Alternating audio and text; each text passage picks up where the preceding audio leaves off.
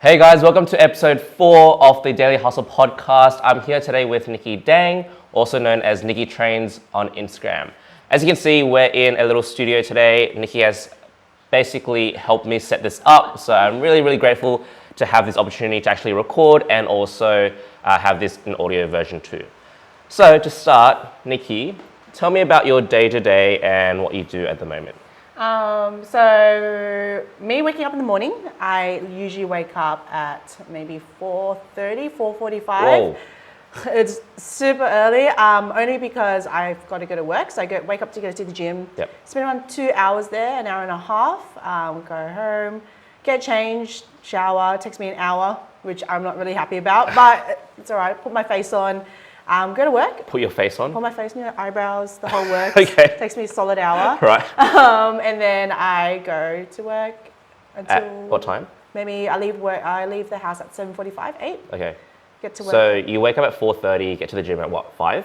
Yes. And then you train from 5 to 7. Yes. And then you leave the house at like 7:45, 8. Yeah. And get to work at 9. 9. Right, okay. And then how long are you at work for? Till about 5.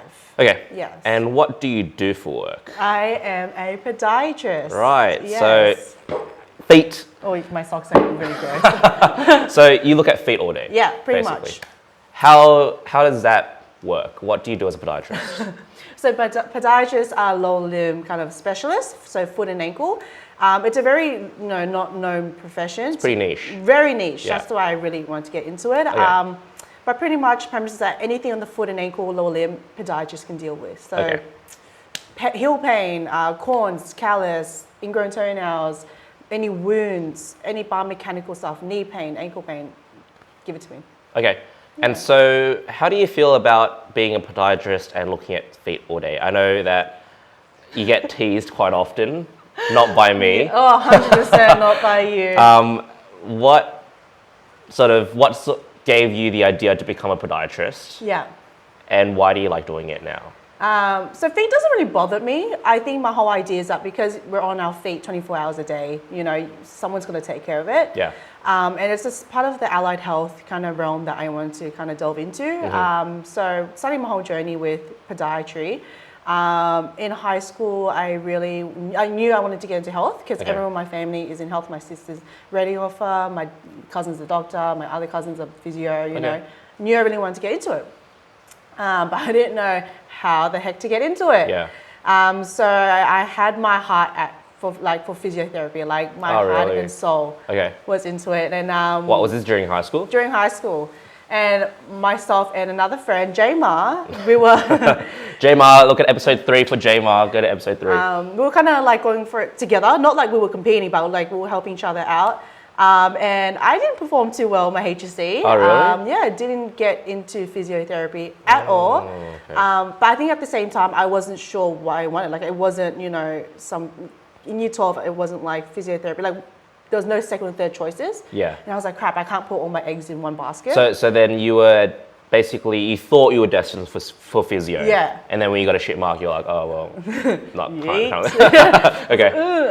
I think then I started to kind of look at my options. Yep. I think definitely like nursing was on the table, speech path, radiography, all Yep. that. But I actually got an offer for commerce Okay. at Macquarie. Interesting. I don't see myself doing that at all, even though I got an offer for it. Wait, did you put that as an option? Yeah, at like my very last, 100, option. Okay, your very last option. Fair enough. And then coming into first year uni, I did a Bachelor of Health Science at UCID. Okay. Only because it kind of gave me the pathway to do my master's in any type of field. So you figured, can't do physio, don't want to do commerce, just do a Bachelor of Health Science to start with. Okay. Yeah, cool. So I did a year of that. By the end of it, I was absolutely hating my life. Why? Because I don't know, I just felt like it was it didn't get me anywhere by the end of it. It was very generic, basic. Yeah. Okay, yeah. So I transferred to paramedicine at Western Oh, Sydney. what? Okay. Yeah. Interesting. So I did a year of paramedicine to become a paramedic. So got all my uniform ready, was doing the things. How many years did you do paramedicine? 1 year. Okay. And then at the end of my first year of paramedicine, I was like, no, this is not for me. Okay. Only because it was really stressful. Right. And work balance life wasn't that great for me because I knew, in the far future, I couldn't be working like 15-hour shifts and, you know, trying to start a family. So I got into podiatry. Okay. That. So who gave you, or what gave you the idea to get into podiatry? Actually, my mum did. Oh, really? My mum, initially in high school, my mum was like, oh, you should try to do podiatry. I'm like, feet? No thanks. Yeah. Not about that life.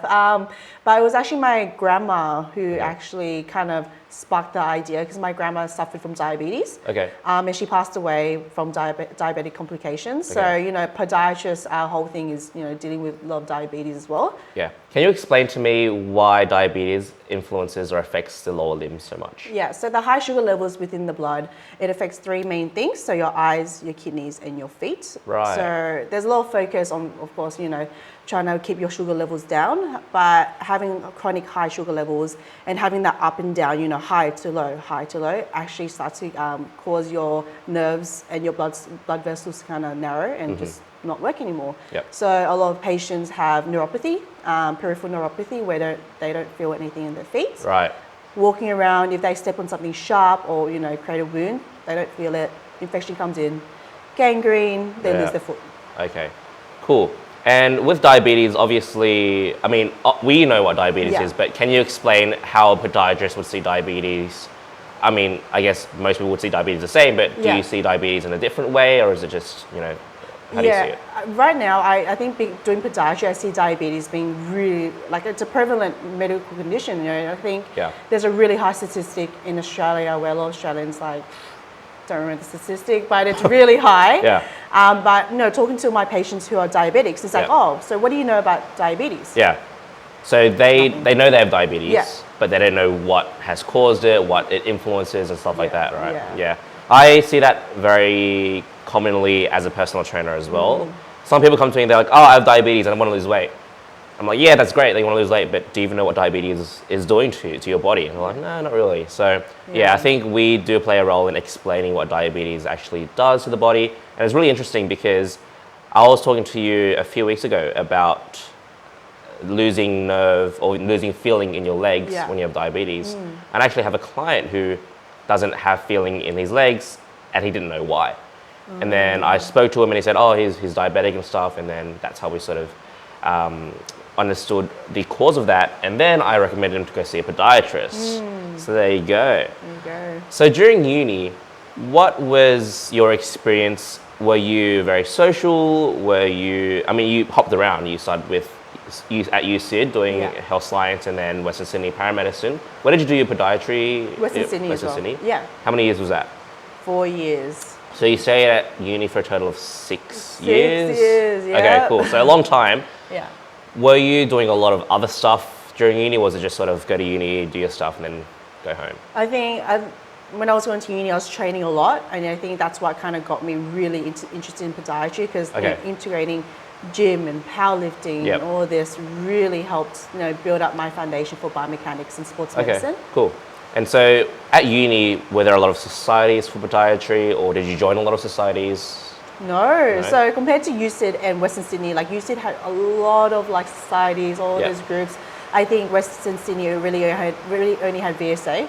Oh, really? But even then, I wasn't really into it. I was just in uni, out uni. But I was very social. Yeah. I think I'm pretty big extrovert when it comes to that. But yeah, no societies, just in and out. Were you working at the same time? Yeah, I was. What were you doing? I was doing Cotton On, the retail. No retail assistant. So your whole uni career, you were working in retail at the same time? Okay, and then you were training? Yeah. Cool. All right, well, that's a pretty good summary of what you do. Yeah. So now, with podiatry, you've just started this year? Yes. Yeah, correct. Cool.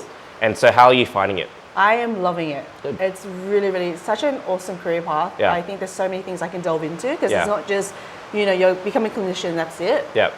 One of the reasons why I chose podiatry is that there's a different little, you know, routes I can go down. Like if I wanted to work with a big shoe brand, private practice, hospital, teaching, you know, it's so much I can get into. Right, so being a podiatrist doesn't restrict you just treating patients, right? So what are the different avenues? So you said, what was that, working with a big shoe brand and stuff? Is that making the insoles for shoes? Or it's more like going around and kind of being not a salesperson, but you're kind of showing other, you know, private clinics, universities about the shoe itself and what the okay. benefits of it. Yeah.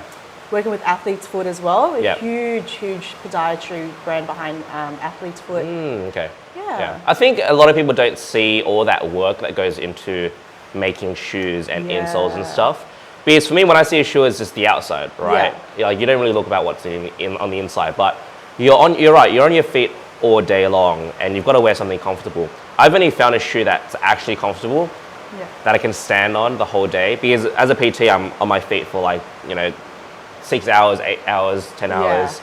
And so I need shoes that are really, really comfortable for me. Yeah. And I've only found one shoe that suits me. What shoe is it? Nike. He knows his shoes. Nike. The good one. Yeah, the good one. Yeah, that's the good one. I don't know the name. I don't know the name, but it's a good one. I like it. But basically, 100%. I think people don't see the value of the value of podiatrists to start with, and then also that they just look over all the stuff that goes into a shoe. With podiatry, though, is this what you want to like? Do you want to stay treating patients, or do you want to move on to something else? What's the goal? Yeah, being a new grad, I do want to start treating patients for a while, because you kind of get a lot of experience from just treating patients yourself, following through the treatment program and everything. But at the end of the day, my biggest dream is to open up my own clinic. Nice. And I think eventually, I wouldn't say I would be 100% off the tools, but I think a lot of my time will be invested in building that business. Yeah, cool. But I really need to get that experience first. Definitely. Getting my foot in the door. Yeah. And so with your own clinic, do you think it'll be just podiatry, or would it be like a health care center or something? Good question. Not sure. Not sure. Yeah. Either way, I would love both. I think I am more, knowledgeable in opening just a pod clinic, just pure pod, but it would be awesome to have allied health in it, physios, OTs, chiros, it'd be awesome, but I need to have that kind of foundation set. Yeah, cool. So with podiatry, what are the common issues that you see with your clients? So it kind of varies. So there's two main treatments that podiatrists kind of do. So general treatments and biomechanical assessments. Okay. So general treatments will be like you coming in and you have an ingrown toenails, or you have diabetes and you want to have a diabetic foot assessment, checkup kind of thing, or corns, callus, right? So general nail skincare, past vascular stuff, wounds. And then we have our biomechanical assessments. So you come in with heel pain, ball foot pain, toe pain. We kind of do a mechanical, non-weight bearing, weight bearing kind of checks with that. Right. Okay. And assessments. So yeah. Okay. Cool. So say for example, I come in and I'm like, hey Nikki, I've got really, really bad pain in the arch of my foot. Yes. What would you be looking at? I would be looking at first and foremost footwear, what you're wearing at home, what you're wearing at work, what do you do for work. A lot of the session is trying to get your history out and finding out what you do, medical history and whatnot, and then doing an assessment. So having you sit down, checking through all your joints, your foot joints, if you're hypermobile, restricted, the level of hypermobility you have, you know. And weight-bearing exercises, assessments, because all your, it's not just your body mass on the ground, but it's gravity and your body mass. So seeing how you are there and going for a walk. So I look at your gait, your gait assessment, how you're walking just barefoot, if you're compensating for anything. Okay, cool. And then from there, what would the treatments be? Would it be like a massage or? Depends. Look, I can't give you a one dead straight answer because it really depends on the patient. But with podiatrists, our main things that we prescribe custom orthotics. Okay. So my analogy that I give to my patients is that when you want to buy or get reading glasses because you can't see that well, do you go to a chemist to get reading glasses, or do you go to optometrist? Right. That's the sort of thing. So podiatrist, it's custom. I see. We do it to the foot. We put into the shoe, and it's biomechanical alignment. So do you put a mold of the foot and then you adjust the orthotic based on Do you make the orthotics just? I don't. Like you design it yourself? Yeah, we design it, but a lot of pods out there, a lot of my friends now, they make their own orthotics by hand. Oh, really? Yeah, it's just it depends on the type of clinic you work at. Okay. And the cost to ratio benefit from making them versus getting them sent off. Yeah. But yeah, in uni we learned how to make them from scratch. So. Oh, really? How do you make an orthotic? So it's a really long process, but basically we get plaster, arts and crafts kind of plaster. We put it on the patient's foot and we manipulate the foot to be in their neutral position. Okay. And we wait for it to set. And when you take it off the foot, it's like a mold of your foot, right? Yeah. We fill it with a certain material depending on what you need. If you need like a poly, so something really, really hard and corrective. Okay. Or you need a top of orthotic that's accommodative. So we use a softer material, feels like, really good. Okay. Fill it in, and before we even do that, we take your measurements.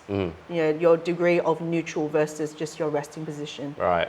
And we post it to your neutral or whatever you need in that instance. Okay, so say for example, like your arch is really, really flat, like you don't have an arch, then you would put an arch in that orthotic. Yeah, in a sense. To correct it. Yeah, but there's different intrinsic and extrinsic modifications you can do the orthotic. Like it's a whole big engineering kind of thing that, it's Interesting, cool. All right, well, let's move on to your training then. You mentioned that you trained during uni, and I know that you train now. That's why your Instagram name is Nicki Trains. Nicki Trains.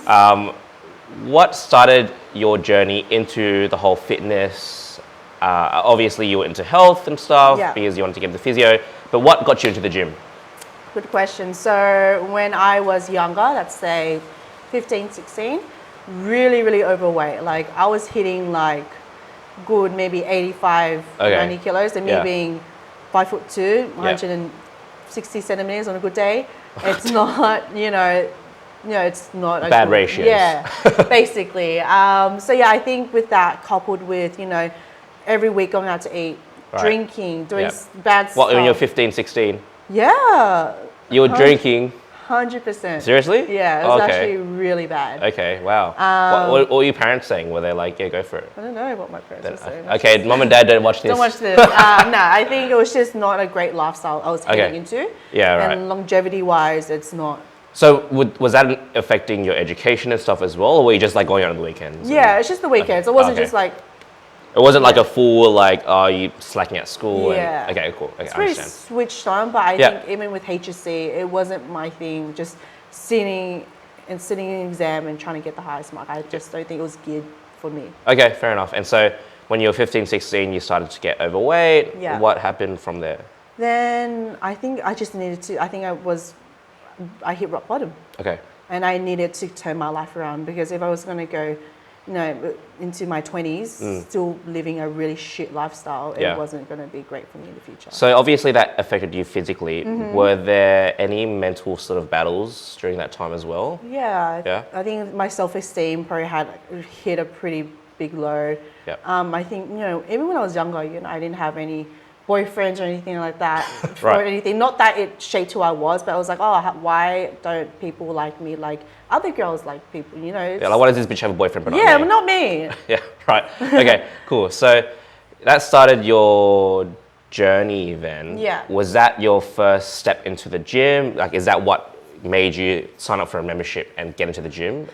Did you know what you were doing at the gym? What was the start like? No idea what I was doing. Yeah. But I think what really pushed me into the gym was actually my boyfriend. Okay, so you did have a boyfriend? Yeah. So you ended up having a boyfriend? Yes. Despite how you looked and felt? Yeah. Still my boyfriend now, 6 years congrats. going strong. Nice. But yeah, he was a huge, gym rat, gym dude. Okay. And At what age was this? What age? 17. Okay, so 15, 16, where you were like, oh shit, I need to make a change. Yeah. You got a boyfriend when you were 17. 17. And then that's when he pushed you to go to the gym. Yeah. And so what gym was this that you first started at? Fitness Studio 2166. Yeah. Okay, good old cool. days. Yeah. And how did that go? It was good. Yep. I think it was a huge smack in the face. Right. Literally. Like a reality check. Yeah, Okay. like how did I not? This was down the street from me. This gym, it's really awesome just to see a really, like another side of like Life. Basically. Okay. but it was hard. I think just being really overweight and like learning how to squat, bench, deadlift. It was just so new to me. Yeah.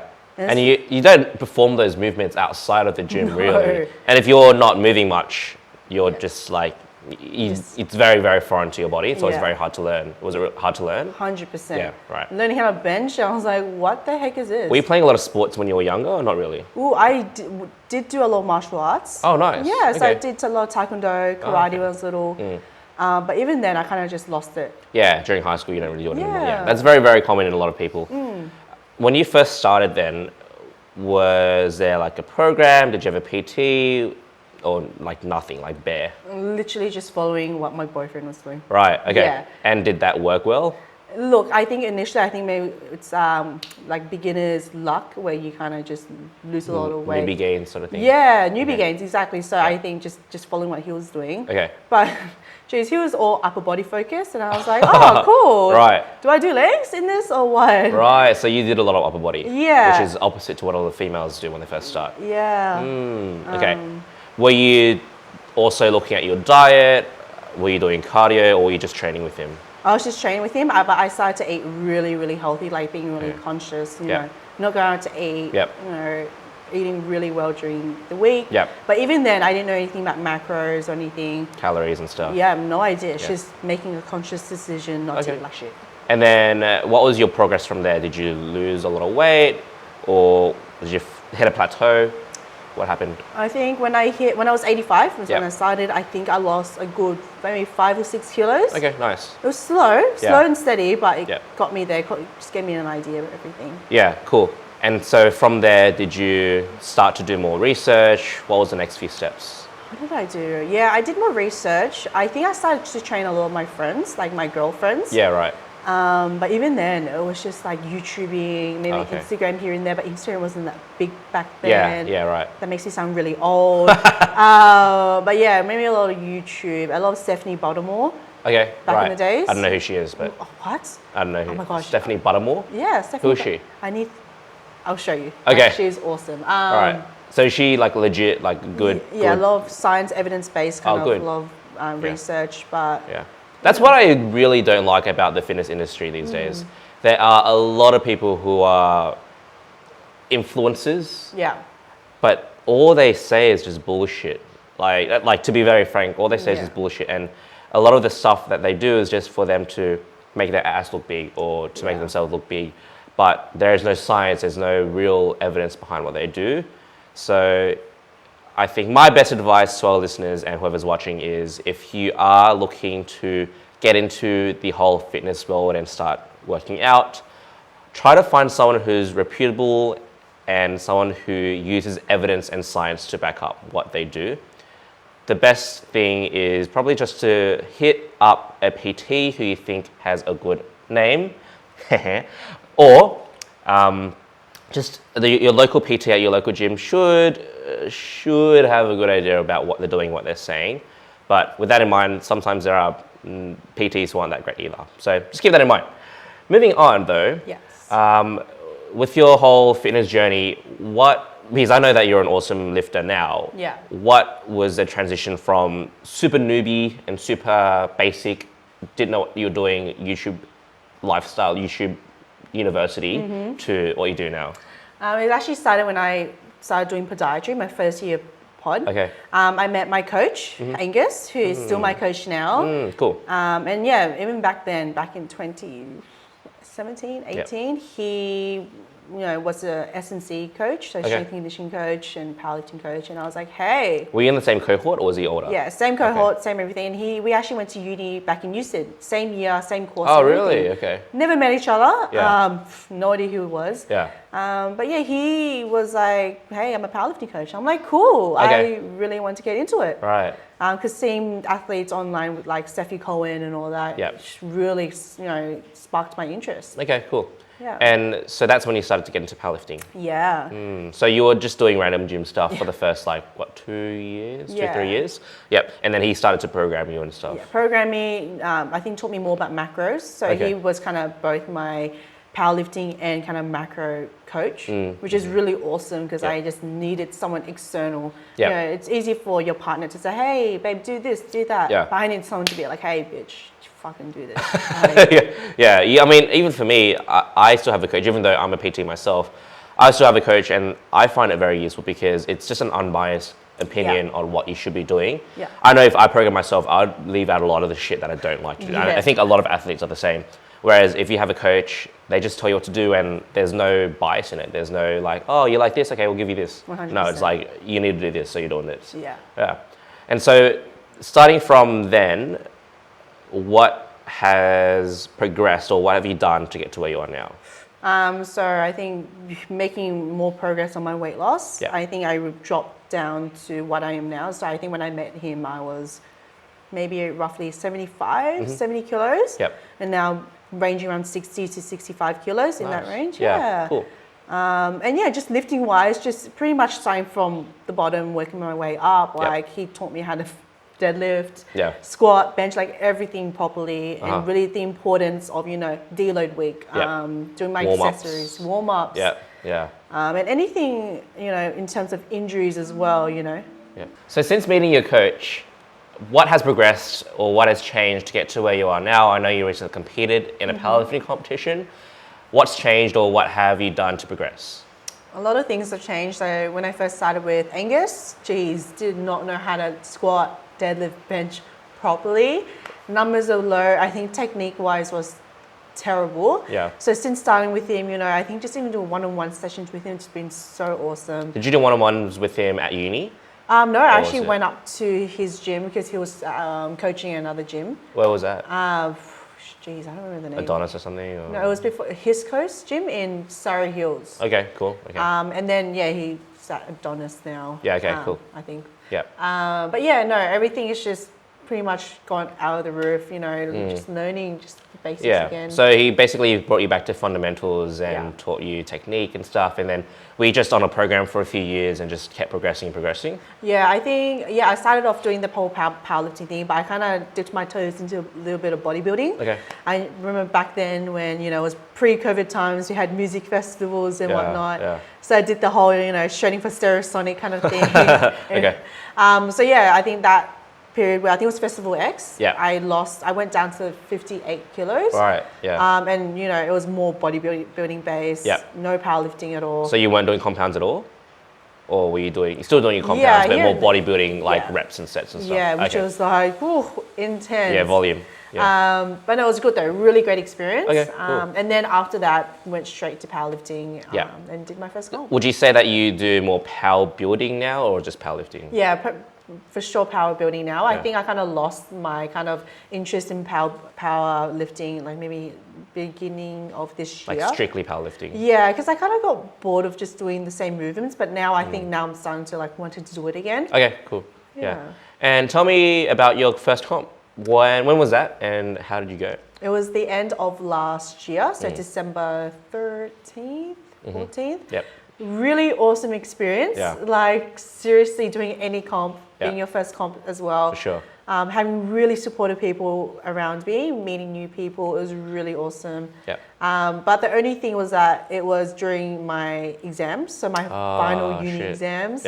And the night before that, or 2 nights before that, I had my end of year kind of graduation ball, kind of formal. So couldn't really go hard in terms of like partying, but not like I wanted to, because of course I took my comp, you know, it was my first priority.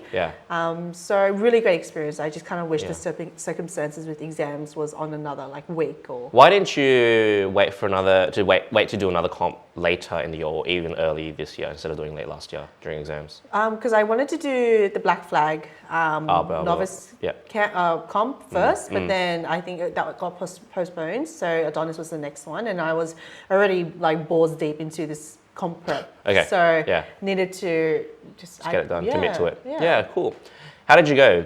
I mean, with powerlifting, for those who don't know, there aren't like rankings really. It's more about your own how you go yourself and your wilks and all that stuff. How do you think you went personally? Personally, I think I really wish I did a bit. I guess everyone says they kind of wish they did more weight. But I knew that, you know, I've hit all the numbers I hit. So for squat, I hit 125. Nice. Bench was 57.5, and deadlift was 155. Which was really awesome because I think coupled with all the nerves and just everyone watching you. Plus stress from uni and stuff. Stress. I hit 9 out of 9 out of all my lifts. Nice. Cool. But I've hit those numbers in the gym before. Okay, so they weren't new PRs or anything? Okay. But yeah, I think it was an awesome experience, but I just wish everything was just a bit different. Yeah. Do you have ambitions to compete again? Yeah, I really do. I want to do another novice comp. I know a lot of people saying don't do another novice comp, just do a sanctioned one, but I think I need to kind of familiarize myself in that environment once again and kind of like get rid of all my nerves before I do a proper, legit powerlifting comp and Yeah. hopefully just progress from there. Yeah. So for those who are listening or those who are watching, with a powerlifting competition, basically the way it works is you have 3 attempts at 3 movements. You've got your squat, bench, and deadlift. And so obviously you'll start on a more conservative number for your first attempt, and then you'll move up from there. And so what Nicki was saying about sanctioned versus novice, you just sort of rock up and you lift. Whereas with sanctioned, there are progressions to it. So if you reach a certain number or reach a certain level, then you can progress to states and internationals and all that stuff. So just a little FYI there. With your novice comp and also sanctioned, so you have ambitions to do sanctioned, basically, for sure. but later when you feel a bit more confident. Yeah. Right.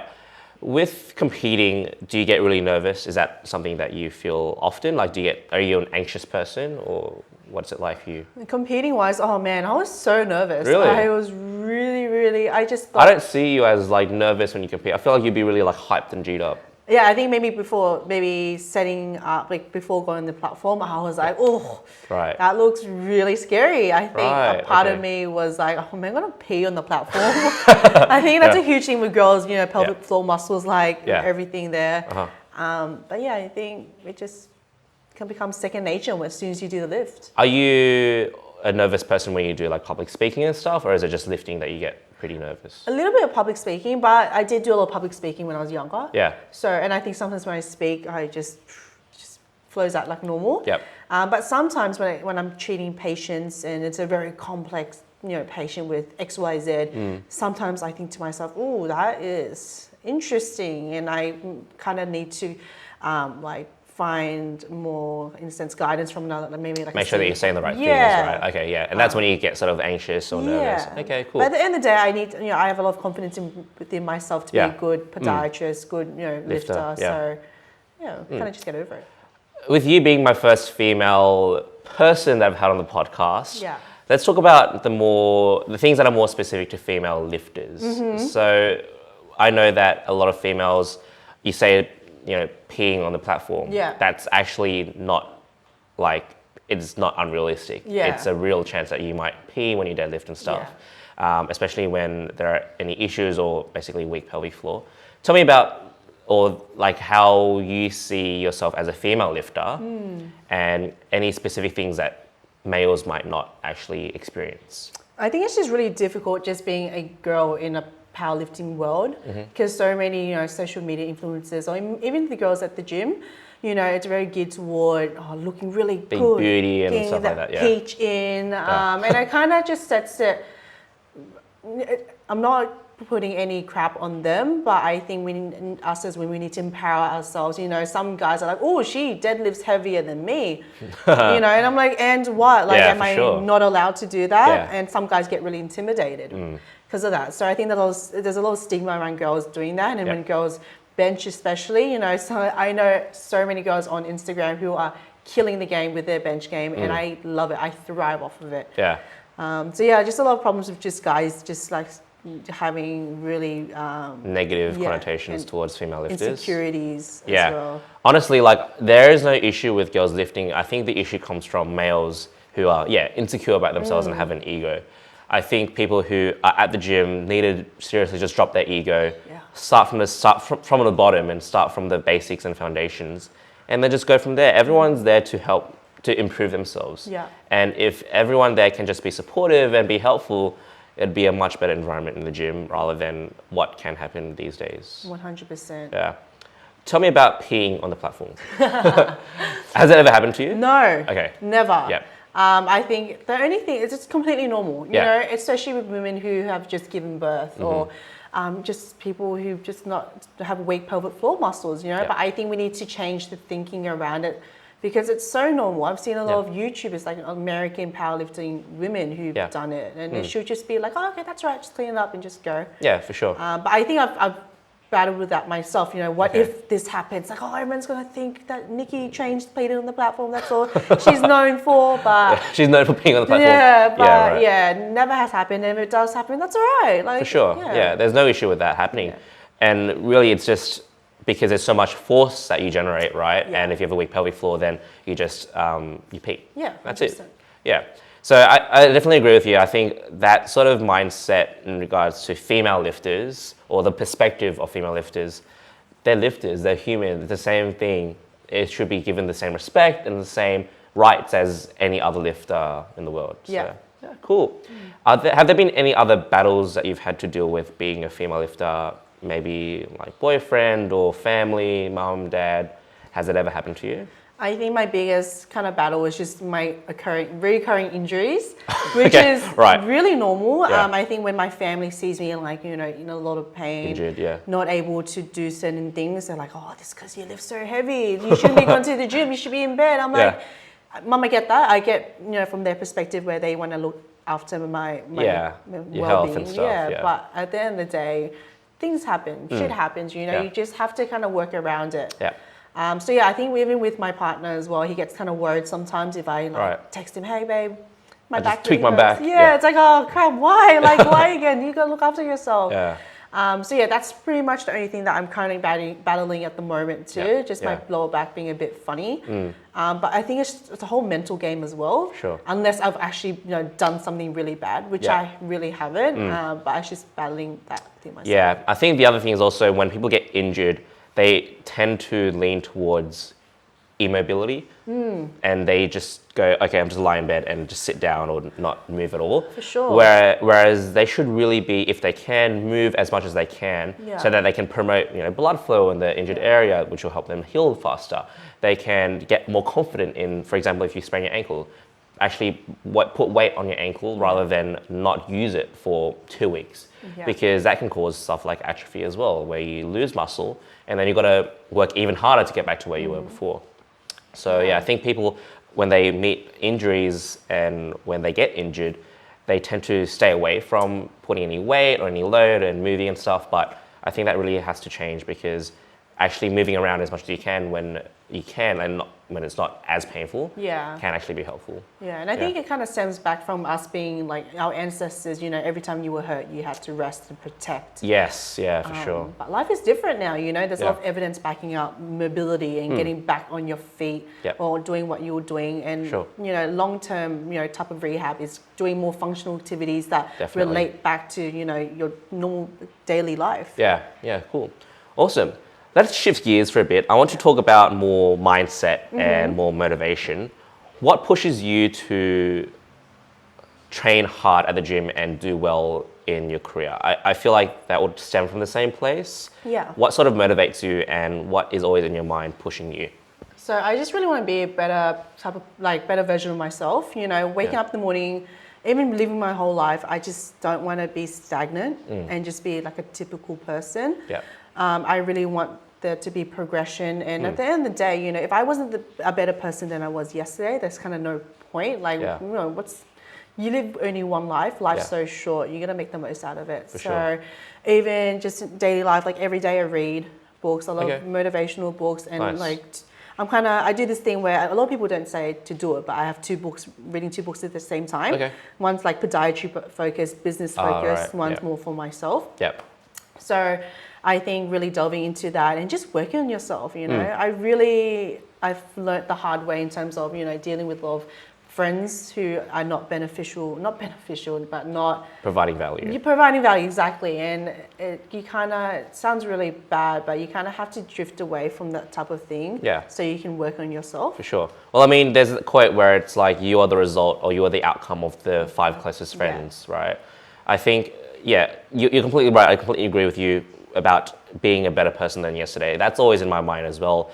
And what pushes me to do better is just, if I am the same person that I was last week, or if I'm doing the same things as last week, there's no progress. 100%. There's no progress and I'm not moving anywhere. The way I see sort of my life and how I live my life is I'm on a highway, right? And at the end of the highway is my ultimate goal, whether that be in lifting, like I want to be able to lift certain numbers, or with business, I want to do a certain thing with my business. If I am always moving and there's always progress, I'm always doing something, there's action and I'm executing, then there's progress, then I'm moving, the wheels are moving. But if there's no action, I'm not executing, if I'm lying in bed all day, I'm not doing anything, then you're at a dead end, you stop. With your books, what books do you read? So you got podiatry books, motivational books. have there been any that really stand out to you? And what do you sort of tend to read? So right now I'm listening to a kind of podiatry podcast. Oh, nice. And the podiatrist who's running the type of podcast has been a pod for, like a zillion years. Okay. But the point of it that he's opened and run very many successful businesses and clinics. Yeah. And it's something that I really want to get into. So even reading that and just finding a lot of books from podiatrists, like podiatric surgeons from America. Yeah. Puts another like limelight onto my career. So is this an audiobook that you actual read? Okay, yeah. Because I don't know, I think lately I've just really been loving the idea of surgery, becoming a surgeon. But that kind of opens another can of worms. Then I can't really open my business any earlier. Yeah, you got to study and all that stuff, right? So as a podiatrist, are you a doctor? You're not, right? Sort of? Here and there. Look, there's a lot of like wishy-washy kind of like grey area between that. A lot of pods out there put, doctor, Nicki Dang, for example. But you always have to make sure you have to put in brackets podiatrist. A lot of chiros do it. Some physios do it. But obviously a doctor, at the end of the day, have to go to medical school. Have to get their medical license, then they have their proper medical degree. But I think sometimes when you put the word doctor in front of it, it kind of represents to your patient. Like it instills more trust into your patient.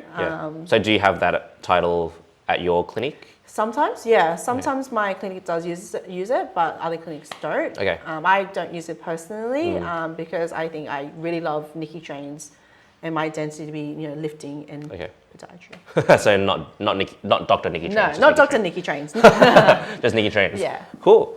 So you're the first female that I've had on the podcast.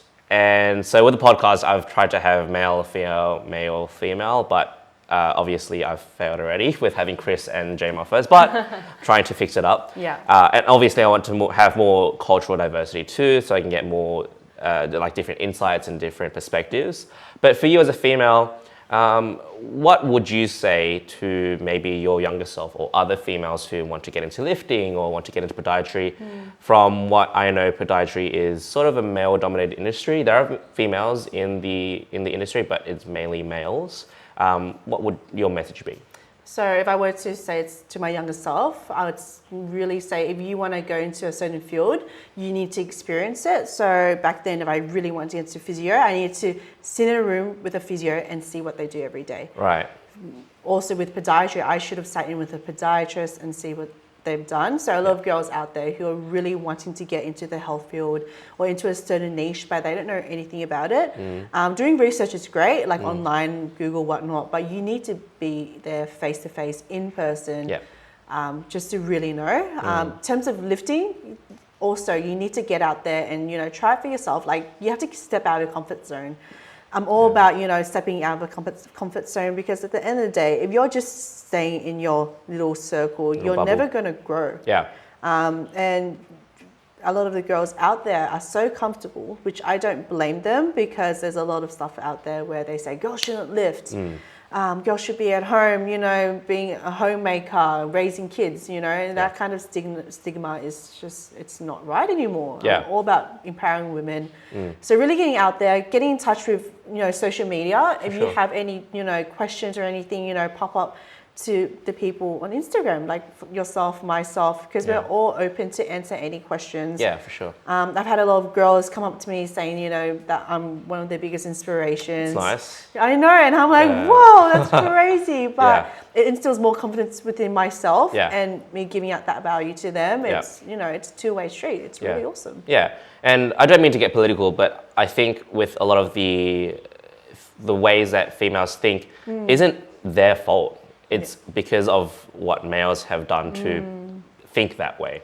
Or not males, but society has forced them to think that way, where, they shouldn't be lifting, they shouldn't be lifting heavy, they should be at home, they should be studying, they shouldn't be like in allied health and stuff like that. So I think for a lot of females, I know I'm a male saying it, but I really want to help empower females as well. I want to be a good sort of person in society too.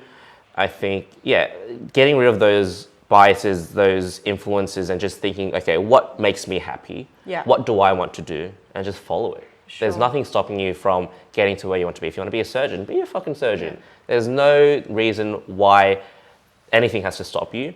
And I think the biggest thing that influences your success and almost the single most important variable of your success is yourself. 200%. There's no other variable that can stop you from doing what you want to do. If you want it enough, it's got to work for it. Yeah. Yeah, And that's I it. think coming from an Asian background as well, like us too, a lot of boundaries there. I think for myself, being first generation Australian, my parents coming from a war-ridden country, there was a lot of, kind of expectations that I have to reach. Getting 99 ATA, getting a job, earning money, getting a house, and that's it. Which I completely understand. Like it's one of my aspirations to do that too. But I've got to live my life and do what I want as well. Yeah, I think coming from an Asian background, I've been really grateful because my parents have been quite open. They've been willing to sort of listen and to learn about the culture here. But I know with a lot of other Asian families and people who come from an Asian background with their parents who are migrants or refugees, it's been like, go to school, go to uni, get a job, get a house, get a family, and that's basically your whole life. Yeah. But that's all they've known. Yeah. So I don't blame them, like you said. But for those who are from a migrant background, not just Asian, from a migrant background, I know that you guys might experience this as well. Don't let your parents dictate what you want to do. For sure. End of the day, it has to come down to what makes you happy and what you enjoy. Yeah. If you're not doing what you're happy with, and if you're not happy with what you're doing, what's the point of doing it? You know what I mean? If you're just there to make money, you can make money any other way. There's money everywhere. Centrelink, if you don't have a job and you want to follow your passion, you're unemployed and you want to follow photography, or if you want to, become a PT, there are other ways that people will support you. And we're so blessed to be in this country because there is so much support if you are ever in the dumps and you're not really sure what to do. And so for me as a PT, it's not the traditional pathway that I think my parents would have expected of me. I actually went to uni to study a Bachelor of Commerce, and I've completed my degree. I finished it last year, but my third year of uni is when I started to work as a PT. And so I think for them, they were like, oh, are you going to continue with PT, or are you going to actually get into the workforce, like get a real job in the future? And so I never saw myself, I did see myself actually working in corporate, but as I progressed and as I was exposed to more stuff, I was like, damn, corporate doesn't really look like my thing. Yeah. And I think the main reason why is because I felt like I was very limited and restricted in what I could do in corporate. Mainly just in regards to, if I wanted to run my own business, I would be stuck there 9 to 5. And then after 5, if I wanted to get my training done, that would take me to like 7, 8. By that time, the day's almost done. Yeah. You know what I mean? Unless, I wake up early, and obviously I would if I really wanted it. But being a PT is a lot more flexible because I choose my own hours. I have my own business already. And so I have a lot more leverage to use my PT business and get into other things. And so that's how I thought, and that's what makes me happy and what I enjoy. But it's not the common pathway that you'd see in someone who's, who was school captain in high school, who went to uni and stuff like that. But I don't give a fuck what people say. So that's really awesome. I so respect that as well. And I really want to, do that as well. I think that's why, future goals is opening a business. Not that I don't want to work, but it's having that flexibility. For sure. And just growing, because I think I'm really trying to get out of the idea of working under someone for the rest of my life. Yeah. For sure, right now and for the next couple of years, 100%. Because technically, anyone out of uni, you're a rookie. Yeah, for sure. You can't expect yourself to have the same experience versus a pod who's been that for a gazillion years. Yeah. But, future-wise, starting a family, buying my cars, sis has got to get good income in, you know? Yeah, for sure. And so I think the last thing that I want to talk about is just social media. Nicki Trains on Instagram, you have quite a good following. You've got quite a big following. How did you get into social media, and how do you see social media in terms of its role in your life? I really love social media. I started off my Instagram account as just a fitness kind of log to keep myself accountable. So going back, if you scroll back, it's just me just posting up, oh, today I did X, Y, Z. I was eating this, eating that. And slowly it just progressed into kind of showing my weight loss on a wider spectrum of like, this is me 2018, 19, 20, 21. And then showing the type of food I would make on a daily basis. And then I think I slowly molded it into podiatry base kind of account. So I'm posting more about foot health and stuff that people didn't know about podiatrists, like plantar fasciitis, diabetes. But I'm still slowly getting into that because it's a lot of work trying to make that kind of content. For sure. But yeah, that's me. Are there a lot of pods on social media who are big? Ooh, there's a few, not that many compared to a lot of physios and PTs and whatnot, which I really kind of works in my favor because it's like completely something different. But also works against me because not that many people would know, and people would go to a lot of physios for foot pain or GPs for foot pain. Yeah, I think that has to change as well. I know a lot of people, even for myself, if I was feeling foot pain, the first thing that would pop to my mind is my GP or my physio or chiro. Never really a podiatrist. So do you think the podiatry industry then is growing? You mentioned that social media isn't really a big thing for podiatrists. What do you think? I think it is slowly growing. I think it grows in tune with the Australian population. So of course, as you know, obesity is a prevalent condition out there, and as obesity increases, the more need of health practitioner increases as well. So yeah, even compared to my cohort back in uni, we were a small cohort of like 40, 30 people. Oh, really? But now, like, the cohort is like maybe 90, 80. Oh, okay. Yeah, so it's doubled. Yeah, so slowly but surely. But I really envision podiatry to be more evident on social media, just so we can just provide more content and more education to the general public. Yeah, no, I think what you're doing with podiatry is very, very good. I think it's the same thing as for me when I post stuff like, oh, try this exercise or try this warm-up and stuff. For you and your content, it's like, oh, you're feeling this sort of foot pain, this is what it could, this is the cause of it. And these are the things that could help fix it, which I think are very, very useful. I think with podiatry, it just needs to be more prevalent, and you're playing a pretty good role in making it bigger. Thanks, I'm trying my best. But yeah, I think myself being like in a lifting and podiatry kind of niche with like my page, it's something different as well. For sure. So I think even lifting gives you some credibility too. The fact that you are lifting and you are mobile and you play sports, not play sports, but you're like an athlete, amateur athlete. And that you're a podiatrist, it sort of gives you some credibility too. And it ties in with my patients as well. Like if I had someone coming in who's a powerlifter and has, heel pain, I would evaluate the type of exercises they're doing, their form, and it really works well. It's really helping me. Cool. So let's talk about the final thing, like your future. At the moment, obviously you're working at a private clinic as a podiatrist, treating patients. Where do you see yourself the next 5-10 years? Ooh, questions. So 5 years time, I think first and foremost, I would really love my social media to pop up.